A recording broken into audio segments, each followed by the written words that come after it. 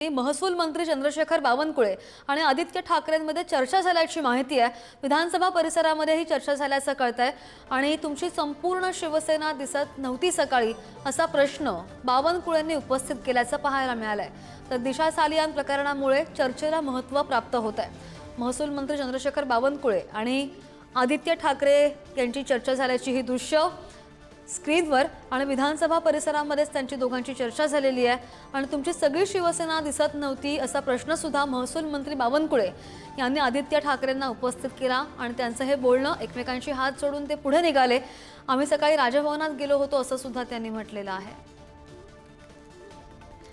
अधिकची माहिती घेऊन आमचे प्रतिनिधी पद्मेश पवार आपल्या सोबत आहेत। पद्मेश, आपण पाहतोय दिशा सालियान प्रकरणामुळे चर्चेला बरंच महत्त्व प्राप्त झालेलं आहे। काय उत्तर दिलं आदित्य ठाकरेंनी बावनकुळेंना त्यांच्या प्रश्नावर? नक्कीच आपण जर बघितलं तर बावनकुळे आणि आदित्य ठाकरे यांची विधानसभेची जी गॅलरी आहे पवेलियन आहे तिथे भेट झाली। आपण जर बघितलं आदित्य ठाकरे महाविकास आघाडीच्या बैठकीला जात होते आणि तेव्हाच बावनकुळे एका केबिनमधून बाहेर आले।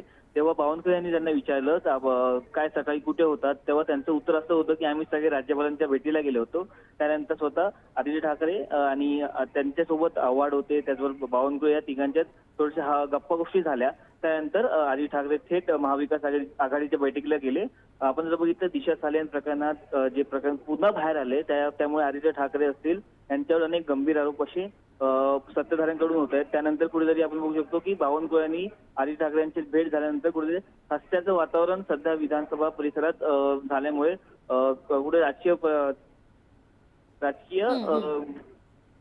अगदी चर्चांना उधाण आलेलं आहे। त्यामुळे आपण पाहतोय पद्मेश, चंद्रशेखर बावनकुळे आदित्य ठाकरेंमध्ये चर्चा झालेली आहे आणि विधानसभा परिसरामध्ये चर्चा झाल्याची माहिती आहे। तुमची सगळी शिवसेना दिसत नव्हती असा प्रश्न सुद्धा बावनकुळेंनी उपस्थित केलेला होता आणि त्यावर आम्ही सकाळी राजभवनामध्ये गेलो होतो असं उत्तर सुद्धा आदित्य ठाकरेंनी बावनकुळेंना दिलेलं आहे।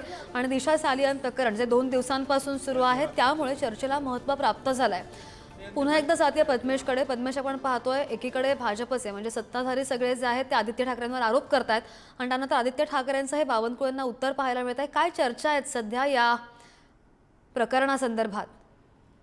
नक्कीच आपण जर बघितलं तर सत्ताधाऱ्यांकडून आदित्य ठाकरेंना घेण्याचा मोठ्या प्रमाणात प्रयत्न होत असल्याचं आपल्याला सध्याच्या घडीला पाहायला मिळतंय। त्याच बाजूला आपण जर बघितलं तर ठाकरेंच्या सेनेकडून आम्ही याच्यात आपण जर बघितलं यात आमच्या काही संबंध नाहीये, आदित्य ठाकरेचे नव्हते असं ठाकरेंच्या सेनेकडून बोललं जाते।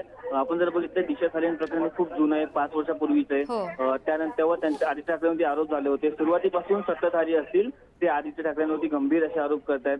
आपण जर आताच बघितलं प्रेस कॉन्फरन्समध्ये पण देखील उद्धव ठाकरे यांनी असं सांगितलं की कुठेतरी मुद्दा वेगळा व्हावा। नागपूरचं जे प्रकरण आता झालं त्यानंतर कुठेतरी मुद्दे भरकवण्यासाठी, शेतकऱ्यांचे मुद्दे असतील ते भरकवण्यासाठी हे नवीन जुनं प्रकरण काढल्याचं विरोधकांकडून असं म्हणणं आहे।